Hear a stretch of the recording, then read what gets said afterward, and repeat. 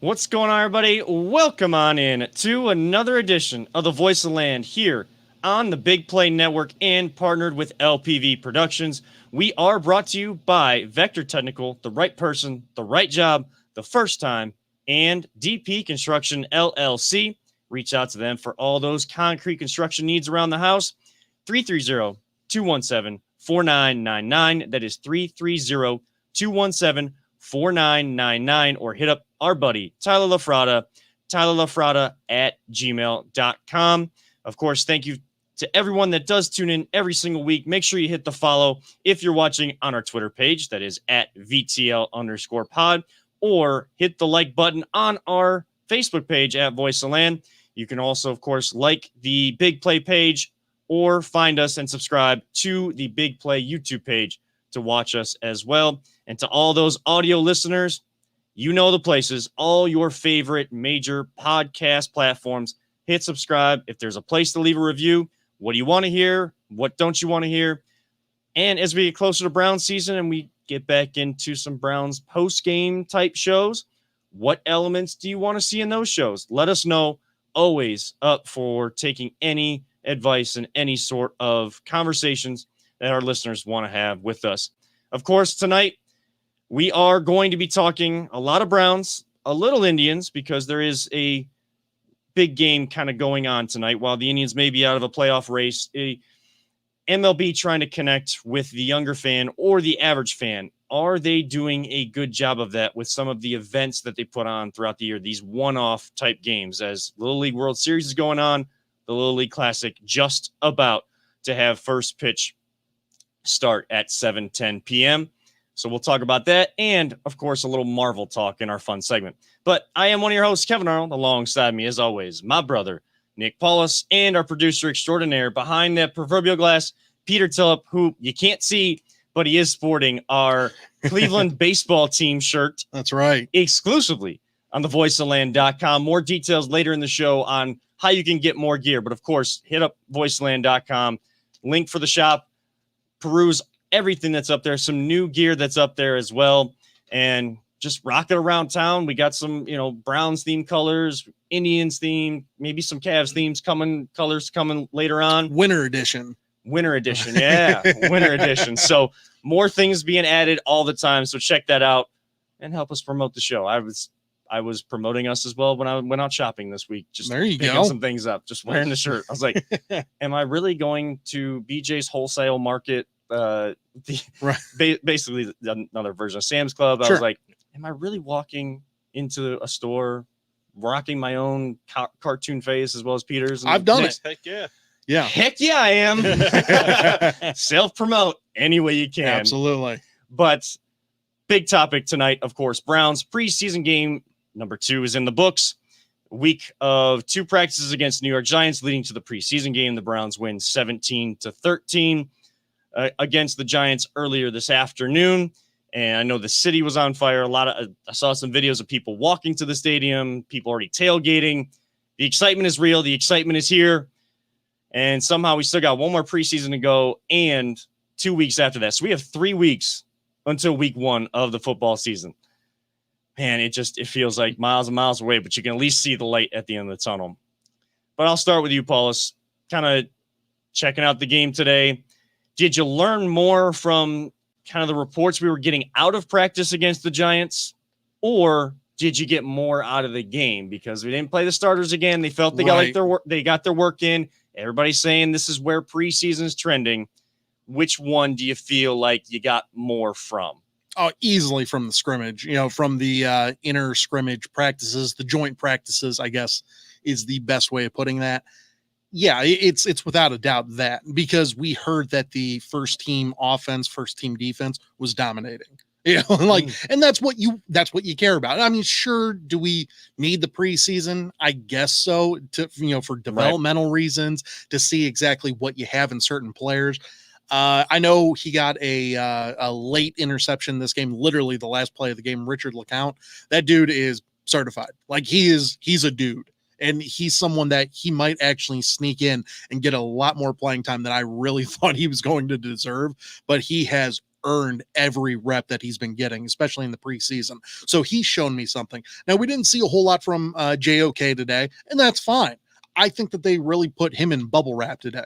You know, he got out there. I think he made the first tackle of the game. And they're like, you know what? We're good. Like, just make sure we're good. Demetric Felton had a solid game. Now he had a couple of rushes, that he gained some good yardage. Then he got hit back a little bit. It was the backup offensive line. I mean, what else were you going to do? So I think he had like 8 carries for, I want to say like 25 yards, something like that. Wasn't a whole lot, but they were using him a lot more, as the running back today. And he had, he was open in the end zone. He was open and Keenum just overthrew him. And unfortunate, it would have been a hell of a catch, but even if he dove out, the guy's not that big. So Donovan Peoples-Jones, that would have been the perfect catch for him. Yeah. Perfect length, but unfortunately, he didn't get that. But no, I didn't really see too much out of this game today. It wasn't that great. I was teaching a couple of guys how to cut the highlights of the games and things like that. So that was a lot of fun, but there wasn't a whole lot of highlights here for us. Like the first game we did, I had like 30 to 35 highlights cut. And I was like, okay, I felt really good. Going into this game, I'm showing the guys how to cut these highlights and they're cutting like 2 a piece. I'm like, come on. Like there was only, I think, like 16 or 18 highlights for this game. There wasn't a whole lot for Jim Donovan to be like the voice of the Browns to be, so, it wasn't a whole lot to scream about, but the practice, that joint practice, I think you learned a lot more about your team then. And I'm really looking forward to this. We're all at that point where we're 20 days away from the game right now. Or 21 days away. Yeah. We're right there, man. At this point in time, 3 weeks from now, the game is still probably going on. Yeah. It's a 4:25 game. So it's going to be interesting. I can't wait for it though. Everyone's saying the right things though. Everybody's saying the right things. And that's the culture that they are in right now. That's brought on by the coach. Everybody kind of taking on the image of the coach and what he's preaching. They're saying it, they're following it, they're executing on it. I mean, it sounds simple, it sounds minute, sure, but it's been what we've been asking for a long time. For 20 years. Like we've been asking for these basics for 20 years. Right. To then be able to build on the basics to get to the, have the ability to compete for the promised land and then get to the promised land eventually. Like that's what we're looking for. A little bit of a hot take. Yeah. I almost tweeted this out. Ooh. MLB at the Little League World Series, the Little League Classic, with the greater than sign, more important to me today than the preseason game, the Browns preseason game without starters. See, I would disagree 1,000,000,000% with you on that. Because I at least can name some of these players. Like I can name some of these backup players. I don't know any of these kids. I don't know. I can barely recite half of the Indians roster right now. Like it's gotten to that point in the season where we're bringing up a lot of dudes that haven't, got a name yet for me. Yeah. So like I'm hesitant on, I get what you're saying. It's a cool thing that the Indians and we're going to get into it. But right now, for me, it's the Browns hands down. It's the League Classic for me. And like, it kind of sucks not watching it, but it's more so I'd rather see Chris Antonetti going down the hill on a cardboard cutout box than watching guys that I'm literally saying, who the is that? Right. Because John Kelly, come on, man. He had a couple of nice runs. Who? John Kelly. Kelly balled out today. He had actually a really good. Yeah. He might have got a roster spot today because of that run, that angry run. I'll tell you what, if he didn't get one with our team, he got it with someone. Got one, so yeah, no doubt. Good job, John Kelly. If that's your real name, that is his real name, John Kelly. Good job getting your money, man. Good job getting your money. I don't know, like it's not being less or more of a baseball fan than a football fan. It's just what we kind of just talked about. We're hearing them say the right things. Sure. And that's been building the excitement, the draft, free agency. And it just feels like, even though we are over 200 days since the season ended, it feels like double, if not triple that because that's how much excitement there is for this actual season. And if this is what preseason is going to be, I think me kind of having that feeling that the Lily Classic to me today is a little bit more important than preseason game number 2, where I'm not going to see the starters, and rightfully so. I have no issue with that. Right. With that tactic, with that decision. Right. I fully understand it. I think what the Browns are trying to, and some other teams are trying to show the NFL, we mentioned this last week, the preseason is too long. The preseason games, since they really don't matter, and these teams feel like they can get their roster evaluation done in practices, training camp against themselves, let alone just add in a couple practices against another team. Joint ones. And transition to that as your preseason. And changes can't be made this year because we're already halfway through. Just cancel that third one. Just cancel that third one. But I think, and the NFL does respond quickly anytime there's question marks about rules or whatever. Mm-hmm. So that's going to be the conversation in the offseason. And if it's not, I don't know what they're doing at that point. I know they're trying to get as much money as possible. Yeah. I'm sure they can find a way to make money with these joint practices. I think you're going to continue to see at least a couple preseason games, because I think it's not just the money from TV and all that. I think it goes a long way really to hype the teams. I mean, a couple years ago we were pretty hyped when the Browns went 4-0 in the preseason and then tanked, right? So 0-16, right? Yeah. I mean, I think it does go a long way to kind of get the fans excited about the season. The thing is, this year, unlike many in the past, we want to see the real thing, because we were left hungry for more. Well, and I think it also does go to that point, Peter, that you're saying that we kind of know at least 20 out of the 22 starters. Right. There's a couple of spots here and there, maybe that second, corner spot, although Greedy being hurt again, kind of leaves room for Newsome to take over that job and just be done with it. And then you're kind of figuring out the defensive tackle room. I think it's really Malik Jackson and probably McDowell maybe. Like some rotation of those three. It's really going to be them. Togi really hasn't shown like a hell of a lot. He had a couple of nice plays the first game. I didn't notice him until like the fourth quarter, today. So whatever. But I mean, we're at that point where you're right, Peter. Like the preseason, once again, ECT preseason doesn't matter because we have that good of a roster that the spots aren't like that available anymore. Right. So like we really are just looking at the backups and we're like, this guy, John Kelly, once again, if he didn't make the roster with us, he made it with someone else. Good for him, to your point. But is it going to be here? Like we don't know. We have a solid running back room with Hunt, Chubb, Dearness Johnson. He might be on the bubble because of Kelly. Well, he did. He had some good runs today too. No doubt. Yeah. I like Dearness. I love Dearness as my third. This is my third running back. He's great. He's a solid 2 anywhere else in the league. But I don't look at it from the standpoint like what you're saying. Like it doesn't really matter that much. I think that they just need to do the 2 preseason games, be done with it there, and then we'll call it a day, because these joint practices that have taken over. And the only reason why we have 3 preseason games and 17 regular season games is because the way that the TV contracts are done, you have to have 20 games. Right. If you can change that to 19 or 18, honestly, that would be better. If you just did the 2 preseason or 1 preseason and then the 17 games, I think that's better. How about 2 preseasons and 18 regular season games? And that's what it's going to go to. Right. That'll probably be next year. So when you say just go down to 2 preseason games, what's the other side of that coin? Yeah. 18 regular season games. That's a lot of games. That's a lot in a physical sport and a physically demanding sport. You're physically, mentally, and you're going to have 2 bye weeks then. Like think about that. Instead of having, because this year it's going to be 18 weeks.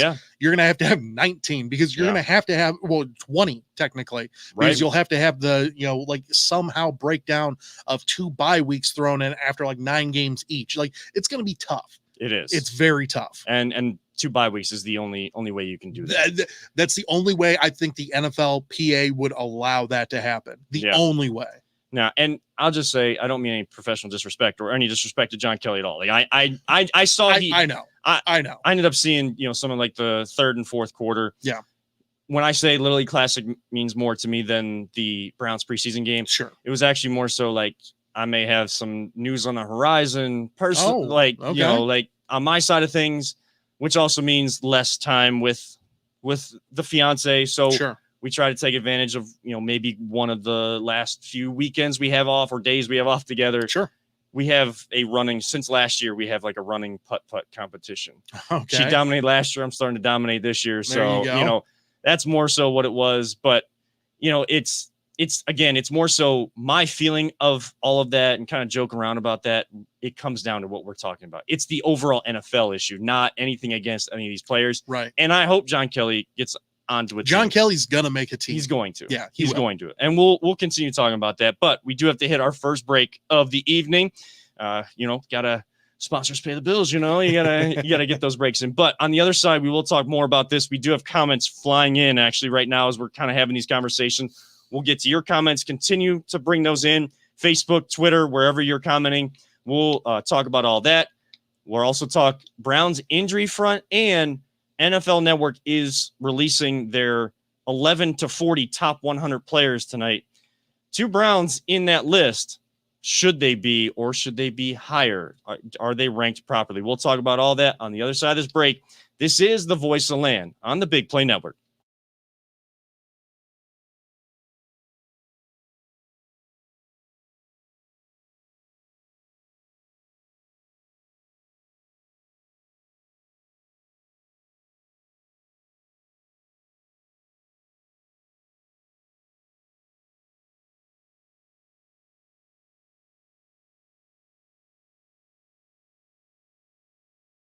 The first time.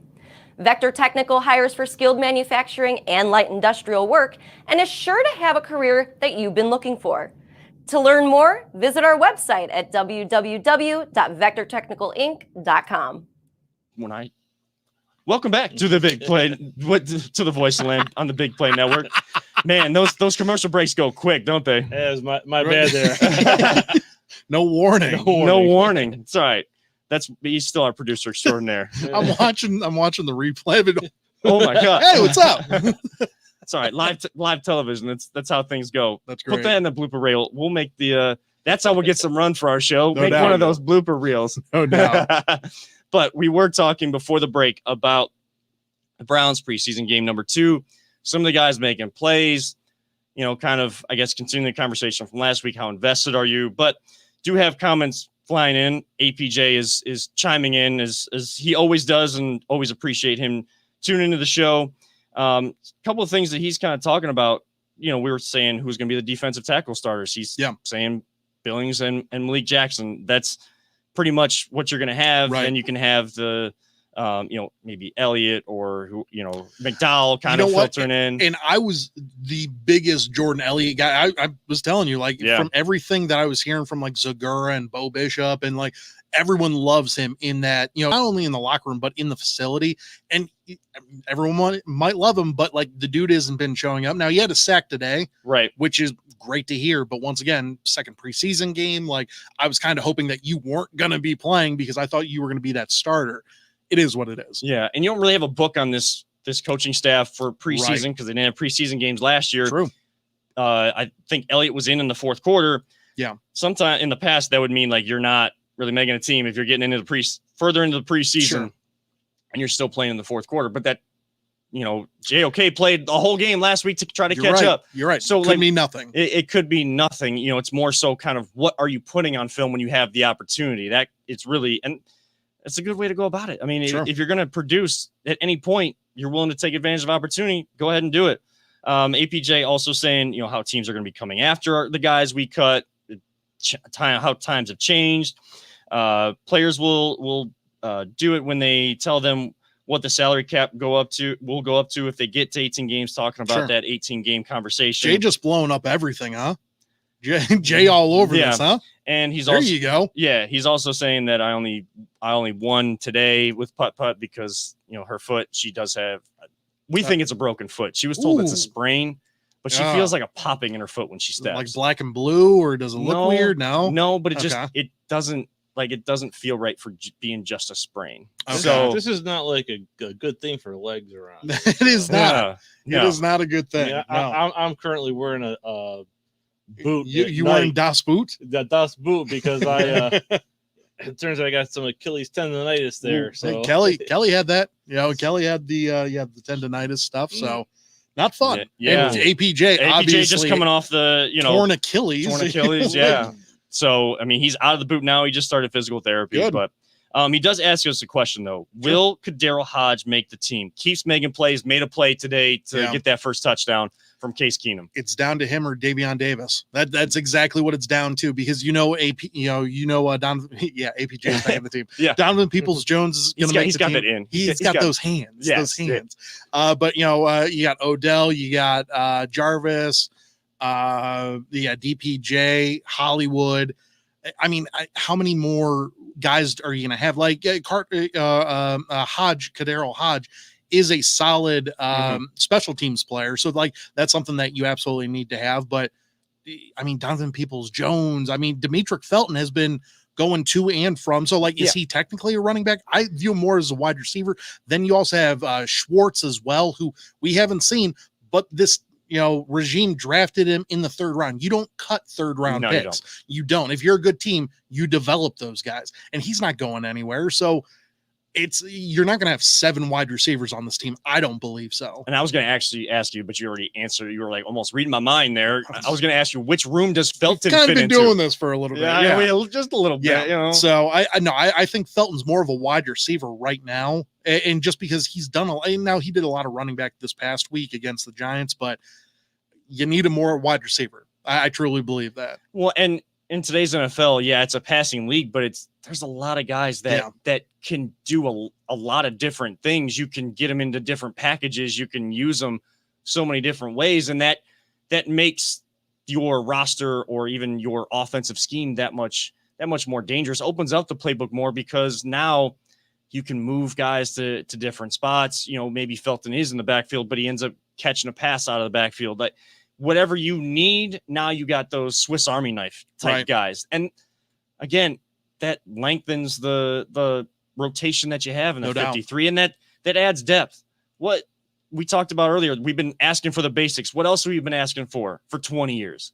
Depth on the roster, because consistency, a lot quarterback play, a lot of things we've been asking. I mean, in the past, we would have been talking about Elliott, he was playing the fourth quarter today. He would be your starter and playing the first quarter. Maybe a guy that if you're going to follow this preseason format, whether you're thinking you're a good team, great team, bad team, whatever, right? Not playing because he's a starter and you're trying to save those guys because you don't have any depth behind him. Elliott is down the depth chart. Yeah. And again, he can still make plays. Yeah. So these are the little things that then build a championship style roster. What can hurt your depth are injuries, and the injuries have been difficult for the Browns to deal with, especially on the defensive side. Jacob Phillips, Jacob Phillips, a linebacker, out basically the whole year. Did you see the play that he did it on? Yeah, he immediately just held his arm. It was done. I've seen that so many times, and you just kind of know what that's like. So Jacob Phillips is out. The fourth tight end, Carlson, he went down, but he was going to make the team. That was a for sure. He was going to make the team, and because Stefanski already uses 3 tight ends, so you're going to need rotation there. I think Jordan was his name, Jordan Franks, I believe. He's probably going to make that. As the fourth tight end there, right? Maybe Johnny Stanton if they want to have fullback tight end sort of player. He made a couple of nice catches today. He looked good too. He did. But on the defensive side, you got Grant Delpit, who, trying to come back from the Achilles injury, probably kind of overdoing it and overcompensating, dealing with a hamstring, can't get over that. We talked about him in the first segment with Greedy Williams, playing against his brother today, but he went out with a groin injury today. He left practice on Friday with a migraine. Migraines are, they suck. That is nothing to scoff at or anything. I know people are kind of making the comments, starting to with Grant Delpit, but more so with Greedy because we've seen it injury prone and stuff. Sure. Well, the issue was like the migraine thing. Okay, no, I get that. Yeah. Plus, it's the dead of summer. Cool. Like Right. that's fine. That heat But he was no left joke. today with a groin injury. Right. Yeah. And Today, that's the the big issue. thing. Yeah. That's more so the issue. It's the soft tissue Yeah. injuries that kind of keep coming up. Like, what are you doing in the off season to kind of get your body ready? Why does one guy deal with the, soft tissue injuries more than someone else? Is it how they're working out, or is it just the makeup? Do you buy this whole LSU thing? Because a lot of people are coming out saying like, oh, quit drafting the LSU guys. Like just because Joe Burrow got, freak injury, Mhm. and then Greedy can't stay healthy and Grant can't stay healthy, doesn't mean LSU is, hospital Yeah. like that doesn't make sense. I mean, Jarvis has only missed one game in his entire career, and that was due to COVID. Yes. like that's the only thing. Dude's playing with broken ribs. Right. And Odell goes out there every single day, doing his best. And like the only time that he ever misses stuff is if he has a torn ACL. Right. Like those are the only times that we ever see those guys hurt. So like this whole LSU is, just injury you. Like I hate that. I hate that take. It's so lazy. Yeah. And it's so unfortunate that OBJ did tear his Achilles. Yeah. Oh yeah. Of But course. like he did it on a play where, Baker throws a bad interception. Yeah. But OBJ is becoming the cornerback and trying to make a play because he had to track him down. He's hustling for his team to still make a play so that they don't score or get into a better scoring position. So it's unfortunate, but it's coming from that kind of mindset. And you get a guy like that healthy, that's the kind of guy you want on your field. So why not have that kind of LSU guy? Right.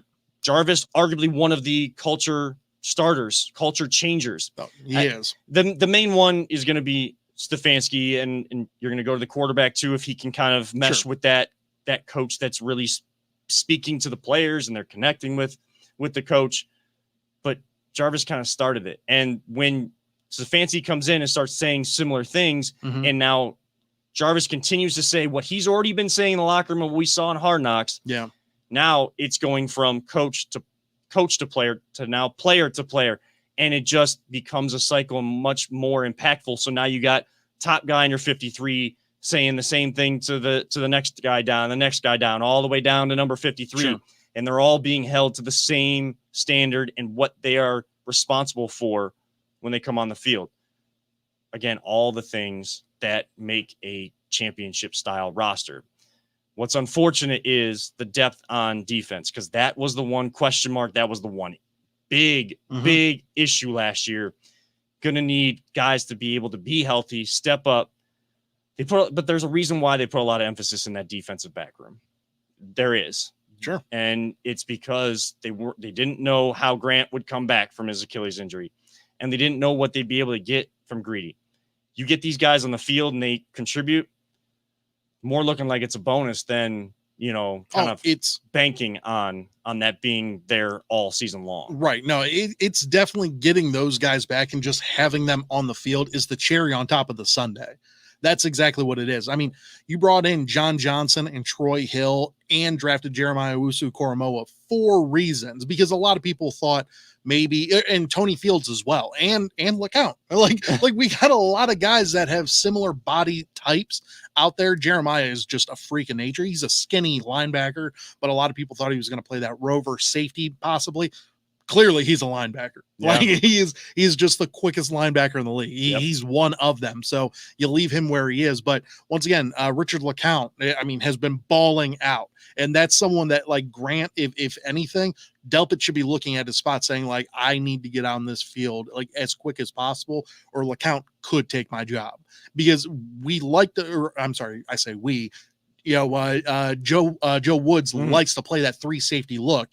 And you're going to need those guys out there playing those sort of positions. And I think Richard LeCount is slowly creeping up that depth chart, as he should, because he's been doing a very good job here, or at least for the last 2 preseason games. And from what they're saying about practice as well, the kid's a baller too. I see a lot of videos from practice where LeCount is making plays. And if you're going to run 3 safeties, even if it's not the main look, the main formation, right, you're going to need a rotation.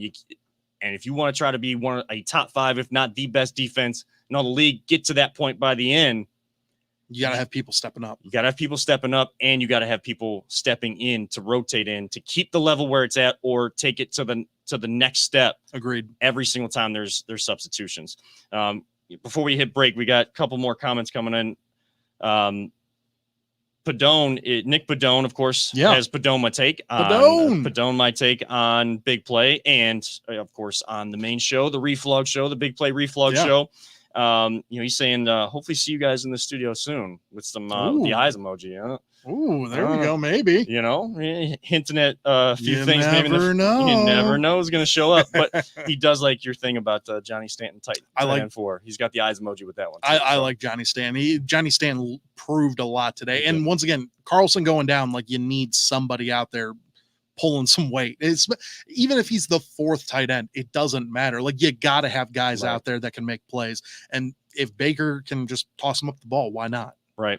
So we'll continue to kind of have these conversations because we got to talk about that, Miles. We got to talk. We got to talk NFL Network Top 100 though. So we are going to get to that on the other side of this break and kind of check in on the Lily Classic. Absolutely. See where that game is at. Kind of talk about what the MLB is doing with that on the other side of this break. But as we said, you want Voice of the Land gear. Stay tuned to this break for the show because we'll have all the details in the second commercial of this break. But you are tuned in to the Voice of the Land on the Big Play Network. Are you struggling to hire the right talent or maybe even find the right career?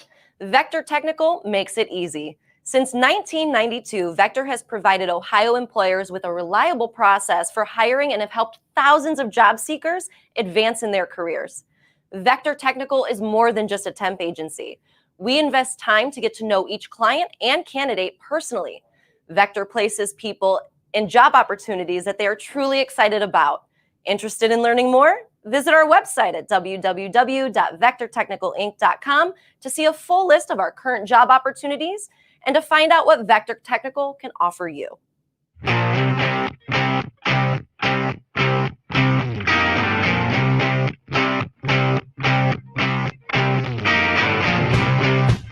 Get your gear at voiceoftheland.com/shop. Welcome back to the Voice of the Land. Kevin Arnold alongside Nick Paulus and Peter Tubb talking Browns preseason injury front. But there was news kind of breaking, I guess, or at least a story developing as we were about to hit the air. The NFL Network has been releasing their top 100 players as they do preseason every single year as we get to this point, a few weeks before the season starts. And we'd already seen the top, 70 players or 60, whatever. So they went to top 40. Yeah. So is what we were seeing today, previously. From 100 to 41. So those 60 players had already been released. We had seen Jarvis Landry, I believe he was in the 90s, 94, 96, right? Yeah. And then Baker was number 71. There's a cool video that they did when they were releasing him on their show of not just Browns players, but I think was it Marlon Humphrey or someone from the Marlon Humphrey kind of talking about what Baker does and kind of what defenders have to think about and kind of showing him a lot of respect. No, we don't like Baltimore. No, we don't like Pittsburgh. Right. On the show and in Cleveland, we hate Pittsburgh, as I like to say. But to see that, just kind of taking the orange and browns glasses off, if you look at that rivalry between Baltimore and Cleveland, that showing respect to someone like Baker, that shows what Cleveland is truly building. When you have an organization that is as good as Baltimore, those kind of guys in that culture, respecting another team's culture that hasn't been so good for a while and where it's at now, that's still a nice little coup for the nice little check mark for the boxes as you're trying to become a good sustained organization. But they are starting to release now the top 40, and they're going 40 to 11, and they'll do a special top 10 here soon. I believe next week. Okay. Nick Chubb does appear on the list at number 26. We'll start right there quickly because. So let me give you the top 30. Top 30. Okay. So top 30, Aaron Jones 30, Julio at 29, Devin White at 28, DeForest Buckner 27, right behind Chubb. Chubb at 26, Bobby Wagner Lamar Jackson at 24, Khalil Mack at 23, DK Metcalf at 22, and Fred Warner, 21, linebacker out of San Francisco. So if we look at that list, the mix that Chubb is in. So you're telling me Nick Chubb isn't a top 25 player in the league because he's number 26? Well, NFL Network's telling you. I'm not. Well, it's not even NFL Network. It is the it's players the of the league. So like, I can't give too much hate to that. And I understand, like, I've already said that there should only be a couple, maybe one running back ahead of Nick Chubb. If we're being serious, and that should be Derrick Henry. And the only reason for that is because the dude ran for 2,000 yards last year. And even the year before that, beat out Nick Chubb by like 50 yards because he ran for 250 the final game of the year. So it is, I don't know. That's a tough pill to swallow. I understand it because Nick didn't play. He only played in 12 games. I mean, he had, 1,100 yards basically, but I understand it, I guess. We know how underrated Nick Chubb still is. Correct. But he's starting to gain traction, no doubt, and respect in the league. Yeah. I almost kind of splitting hairs to argue that. I feel like he's top 25 as well. Sure. But we're talking about a spot. Yeah. Okay. A spot to get in to officially be in the top 25. Right. So you're splitting hairs. The bigger issue is Myles Garrett. No doubt. Myles Garrett comes in at number 16. I don't. Paulus, is there any way you can explain to me how the players of the NFL are telling us, or what their reasoning would be for saying that there are 15 players better than Myles Garrett? He might not be like number one, but should be top 10, if not top 5, right? I would think so. I can only tell you, I mean, thinking about the position that he plays, and apparently he is the number one defensive end, so like at least they gave him his kudos there, because there should be no defensive end higher than Myles Garrett. That just straight up fact. Okay. I have issues with this because you're telling me that there's 15 players that are better than Myles. Like, tell me them, because I don't know who they are.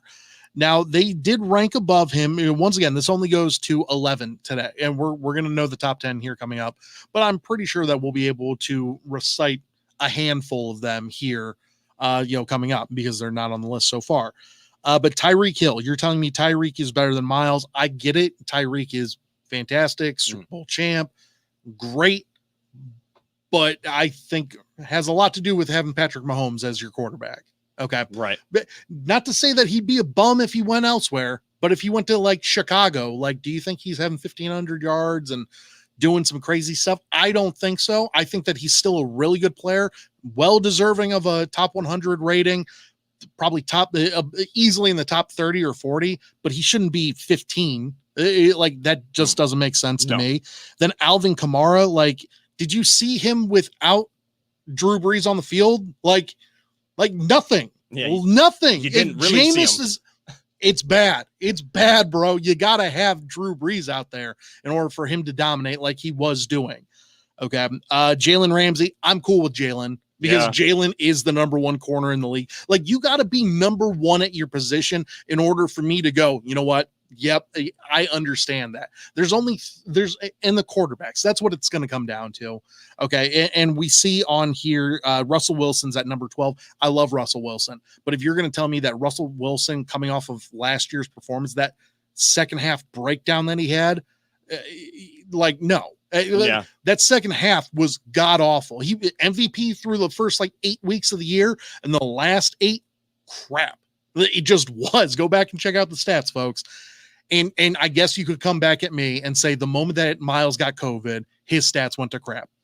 I guess you could come at me with that. Yeah. But Myles is the number one player at his position. There's only a couple of quarterbacks that I would take above Myles, and there's only maybe 2 defensive players I would take above Myles, and that would be Aaron Donald, and you could convince me of Jalen Ramsey. I would still take Myles, but Jalen Ramsey is the number one cornerback. And then you're looking at the quarterbacks. You're looking at Aaron Rodgers, MVP, deservingly so, I believe. Yes. Tom Brady, Super Bowl winner, 7-time Super Bowl winner. But not only that, he had a great year last year, a great overall, statistical year last year. And then Patrick Mahomes. Like, easy. Patrick Mahomes is going to be number one on this list. He just should be. Should be, You know? yes. So, but that's about it. I mean, so you're looking at maybe 5 or 6 people above Miles in my mind. Maybe throw in someone else. If you really do value the quarterback position as much as the NFL does, deservingly so, I guess you could throw Russell into there. But I mean, he's definitely top 10. He should be. We're talking about sticks off. It's not like he was 80th. Okay. Right. But still seems in this kind of list and at this point of the list. And you know who we're going to see on off. This? We're going to see TJ ahead of him. We will. Yeah. I mean, clearly. We haven't seen him yet. So they have the list of the top 10, just not in the order in which they are going to be released. So the remaining players that would be considered top 10. Yeah. Devontae Adams, Josh Allen, Tom Brady, Aaron Donald, Derrick Henry, DeAndre Hopkins, Travis Kelce, Mahomes. You know what? Kelce deserves to be right up there. He probably ahead of him. Kelce is one of the greatest tight ends out there that I've ever seen. The stats that he's been pulling up these last couple of years, mind you, it's all happened with Patrick Mahomes out on the field. They've been legendary. Yes. Yeah. So, I mean, Kelce, Mahomes of Kansas City. So how many quarterbacks? I'm sorry. So let's see, Rodgers, Mahomes, Brady, and Allen, it looks like. So 4 quarterbacks in the top 10. So technically 5 if you want to count, Russell Wilson ahead of Miles. Yeah. Okay. I mean, I guess I kind of get that. And like Josh Allen, I know you hate Josh Allen. It's more so a Buffalo thing, I think, for you. I guess I don't even hate Josh Allen. Okay. It's just, I think he's, kind of given more credit, or like he's given more credit for just being the only one at the helm than a guy like Baker does. Like people say Baker is he's the essence of the talent around him, but Allen is the guy that is sprinkling the talent dust on the guys around him. Okay. I mean, you got a top 11 player in Stephon Diggs. Yeah. And I mean, the way that I look at Josh Allen, because I do respect his awesomeness. I do. He doesn't have greatness yet. He has awesomeness. Yes. He had a great year last year. I got to see more. Getting Stephon Diggs really helps, but at the same time, we could say the same thing about Baker. Baker got Odell, right? And it didn't translate immediately like it did with him. So some guys just click, and some guys take a little bit of time. I get that. Josh Allen should be high up on this list. I don't know if I would put him ahead of Miles high, because Miles is that game wrecker that you just have to have. Like I said, there should only be 3 defensive players ahead of Miles, and then a handful of quarterbacks, and that is it. Yeah. Josh Allen might be ahead of him, but I don't know, man. And of course they list TJ Watt as a linebacker. So is that their way to say well, Miles is your top rated? Where was he in the playoffs? Defensive end? No. I'm like, saying, where was he in the playoffs? Right. Where was TJ in week 17? Where was he when you needed him? Because Miles was there. Didn't show up. Didn't show up. Kind of matters.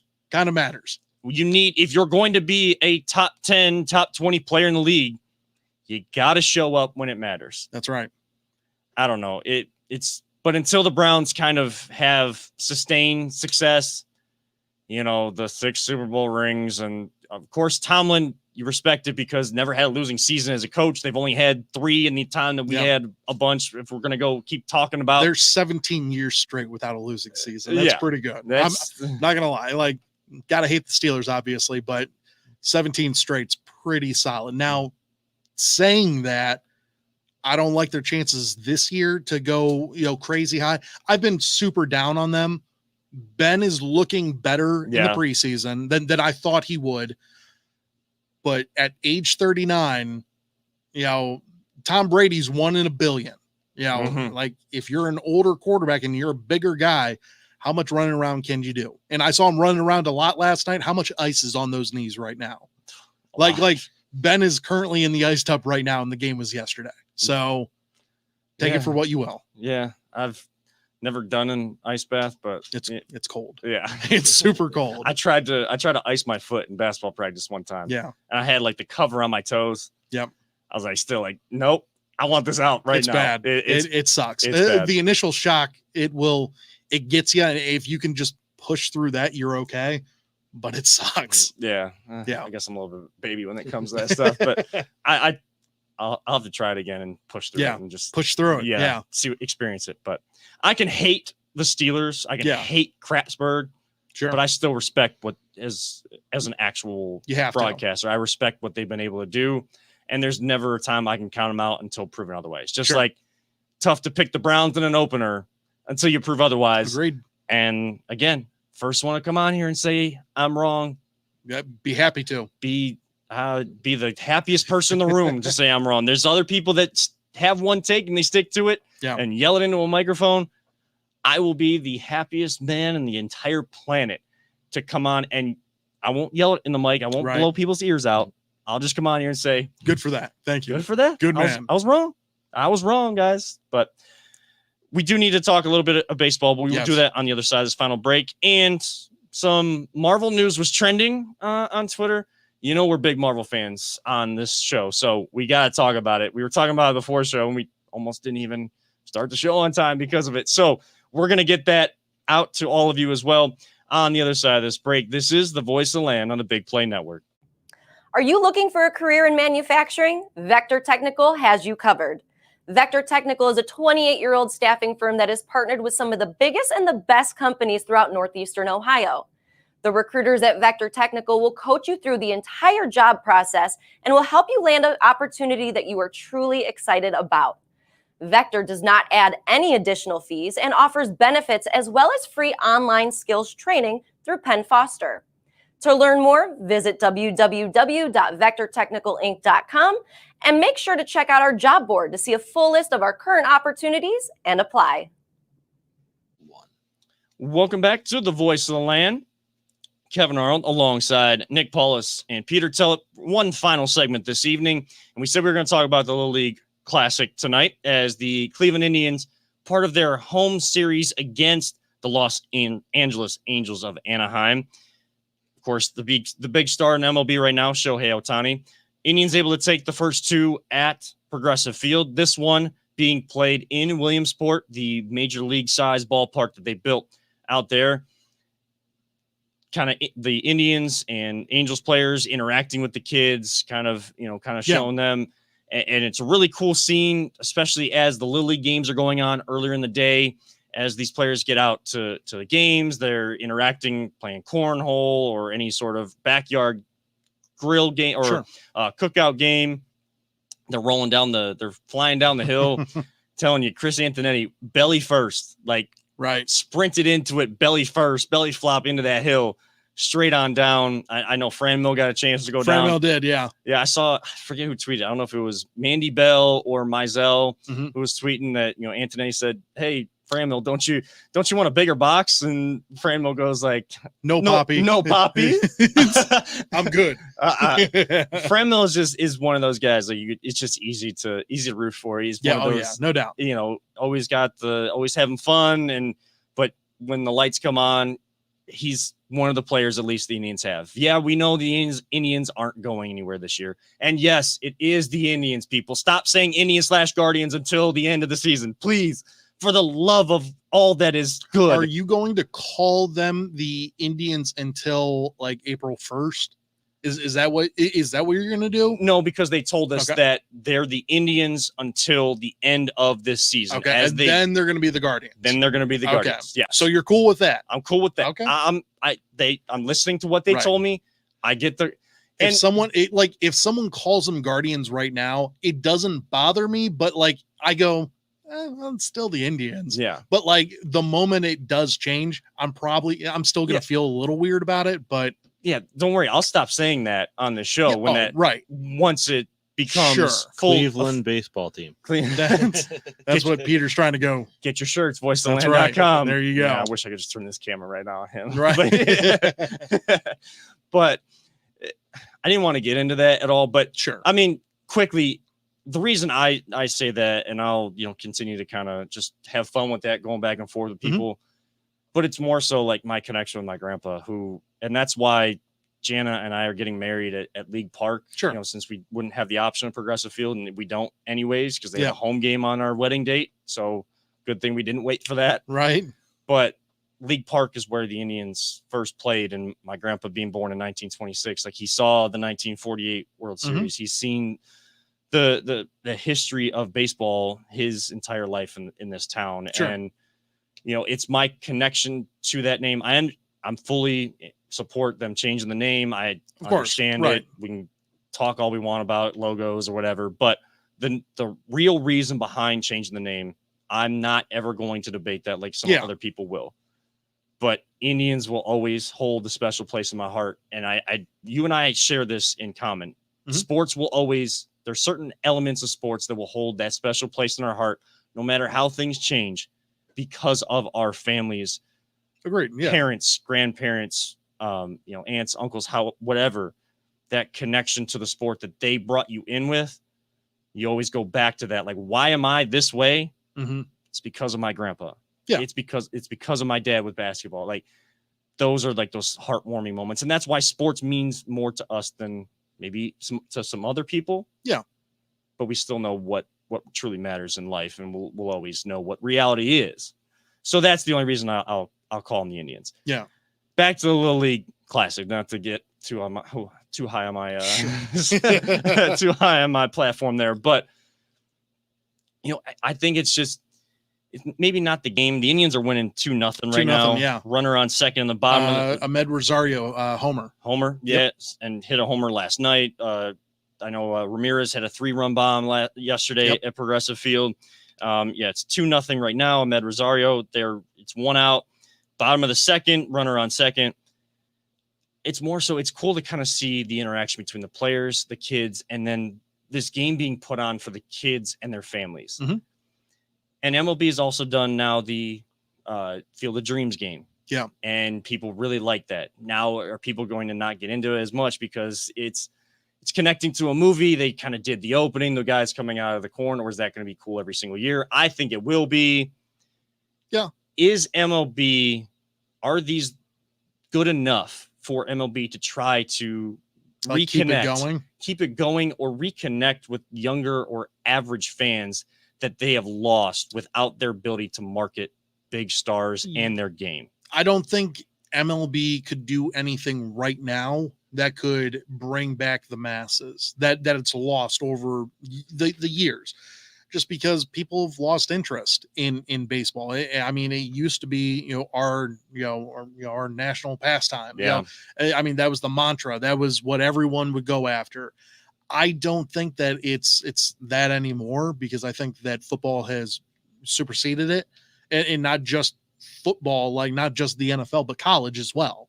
I mean, it's taken over, and basketball slowly creeping up, if not have already passed it. Baseball to me is probably third or fourth on the scale of all these different things. And it is what it is. So I don't think bringing back the Field of Dreams or the Little League World Series will keep people like tuning in, because you'd have to do that every single week or something like that. It just doesn't make sense to do that. I think it's a cool novelty idea. Yeah, I think it's cool that they did the Field of Dreams. I think it's cool that they're doing the Little League World Series stuff. I think that's great, but it doesn't mean that I'm going to tune in. I'm going to tune into a random Tuesday because they did that a month ago. It just is what it is. You either root for the team or you don't. And that's just kind of where we're at in society, as well as just baseball fans, I think, in general. What do you think? Yeah, I think, unfortunately, the Little League Classic, I think the biggest thing that it does is, but it's a positive for the youth in America, is you start to hear some of the stories of these major league players, what they grew up on, or why they loved the sport growing up, who they were as a kid. Sure. And maybe some of their stories from being a Little League World Series player, and, kind of hearing like, okay, like if they can do it, I can do it.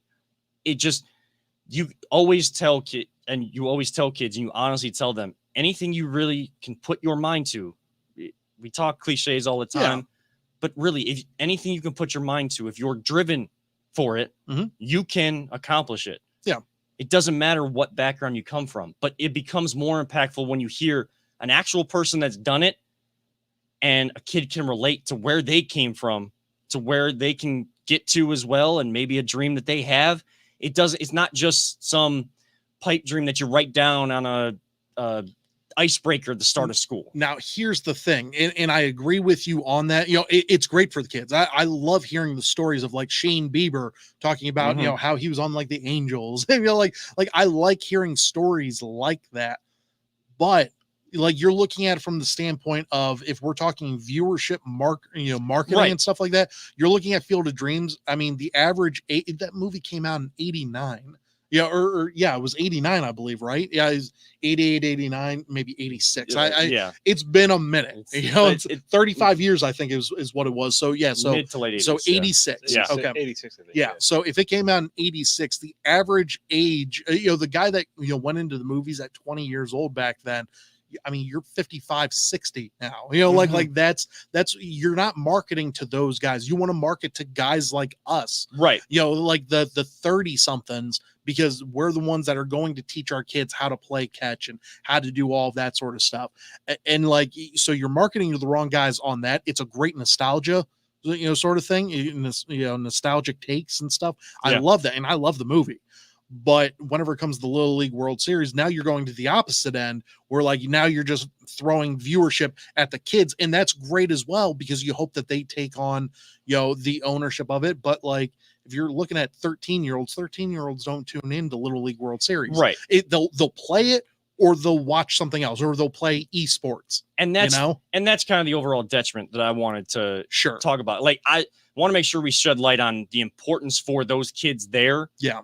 But the unfortunate part about that is it's a very select group of kids that get to go there. Yeah. And there's teams around America, like these travel teams, or those high-end Little League contending teams that don't make it there because they didn't win their region to get there to have that opportunity. So it's even less. It's such a select few. Such a select and it's few. Cool.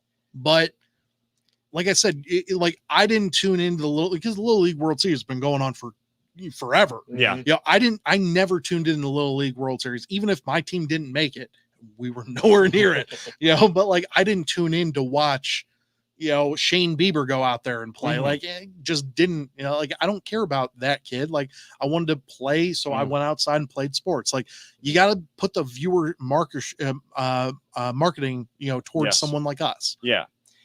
It's how they're it's what they're going to figure out. Yeah. How to get our generation together, because we're the generation starting to have kids to try to get them in on it. And, the Field of Dreams game, people are excited that they're doing it every year now. They have a plan for it, but will they be excited next year? Will the game have this dramatic walk-off to it? And that's key too. Will it have the same feeling of them walking out of the corn in those kind of uniforms? Because now you're going to have different teams there. Can I just admit real quick, and I'm going to catch a lot of heat for this. Okay. I plan on seeing it, but I have not seen the movie yet because it was before your time too. Yeah. So like, that's understandable. And like it's a great movie. I love the movie. Yeah. My grandpa was big on baseball and the Indians, but like that's one person. Not a lot of people in my family really caught on even to him. Like his kids didn't catch on. It was only the youngest one, my Aunt Mary, that caught on to that and caught that kind of fever. So there isn't as much influence there. And that's going back a few years of what MLB has failed to relate to those people to get us as kids as into it and enthralled in the atmosphere. They just need to bring back the fun, and they need to learn how to market these players. I know a lot of people were saying, you need to have someone in the commissioner's office that can relate to the players. I'm telling you right now, the best commissioner you could ever get would be Ken Griffey Jr. Yes. Like Ken Griffey Jr. would bring the masses back to the ballpark. And it's not like he'd be out there hitting home runs, he doesn't have to do that. But like, I think Ken Griffey Jr., the smile, his hat turned backwards would get people going like, you know what, if Griffey's leading the charge, like we're all for it. No one wants to see Rob Manfred, some old white guy, being the boss of all bosses. Like, we don't care about you, bro. I don't. Like, if Ken Griffey Jr.'s up there though, hell yeah, I'll tune in whatever Ken Griffey Jr. wants me to tune into, because I'm that type of sucker.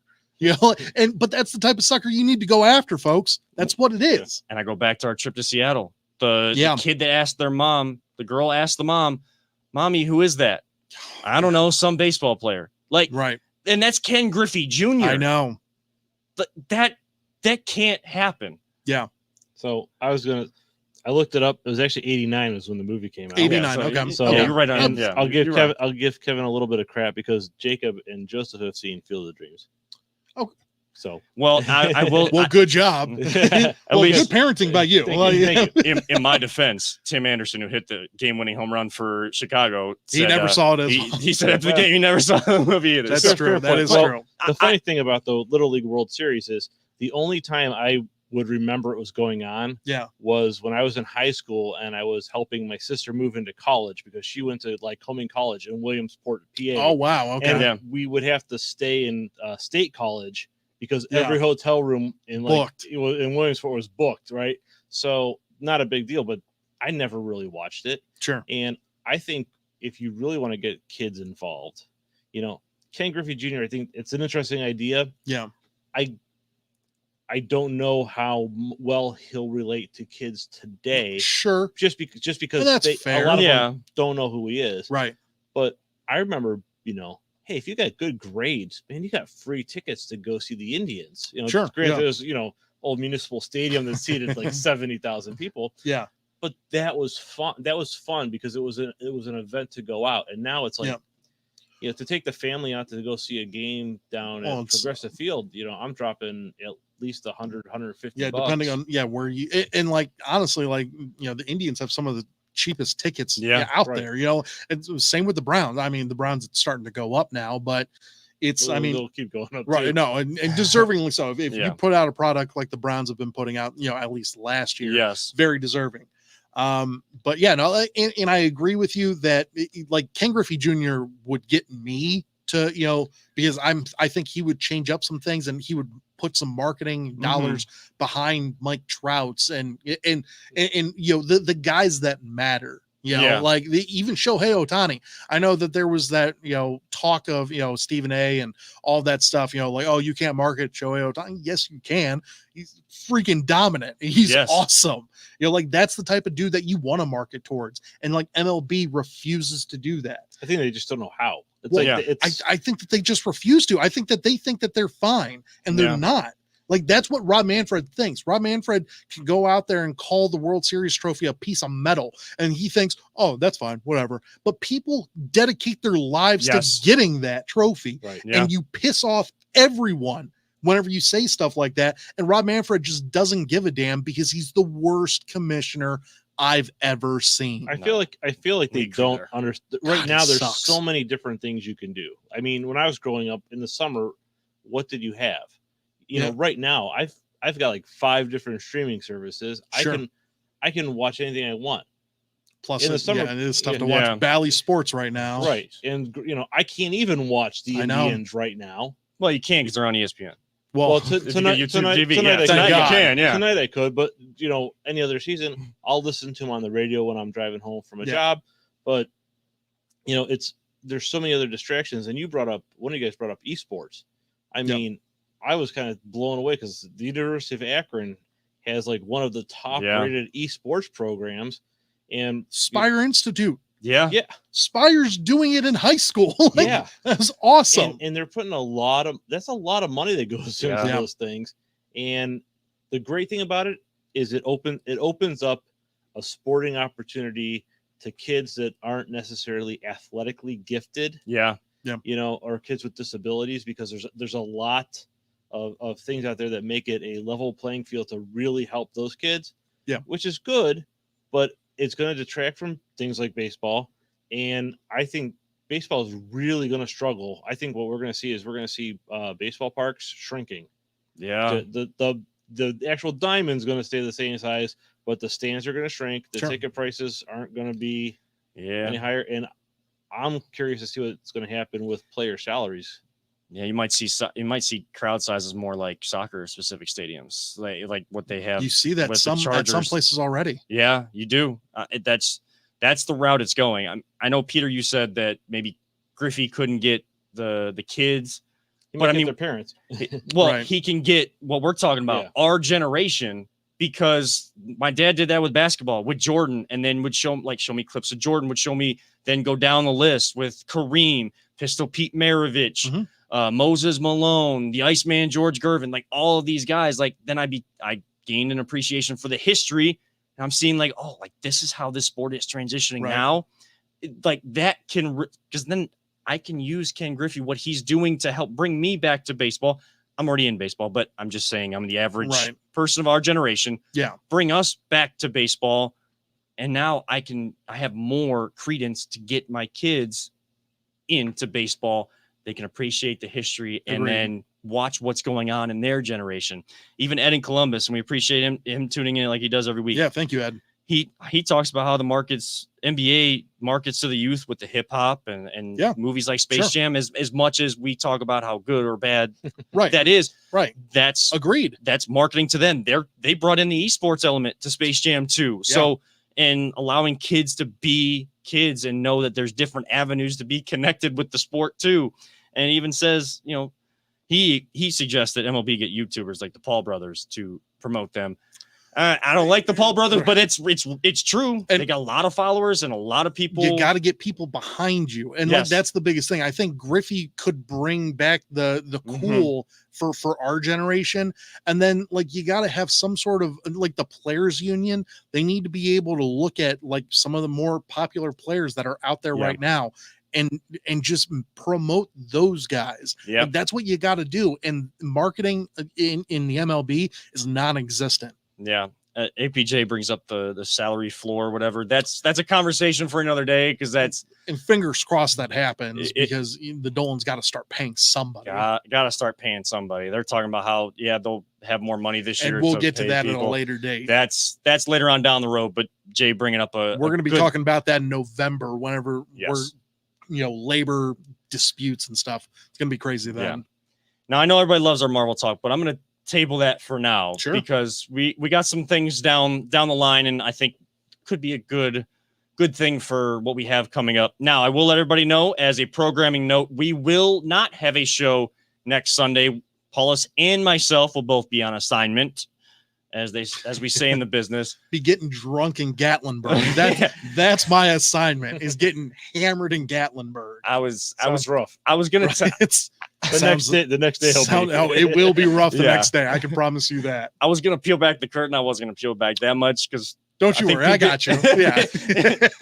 I can always count on you to really peel back the curtain. So you'll be getting drunk in Gatlinburg. Fingers crossed. I won't be getting drunk like other people will, but I will be at the Thomas Rhett concert at Blossom. With there'll be plenty of drunk people. There will be plenty of drunk people.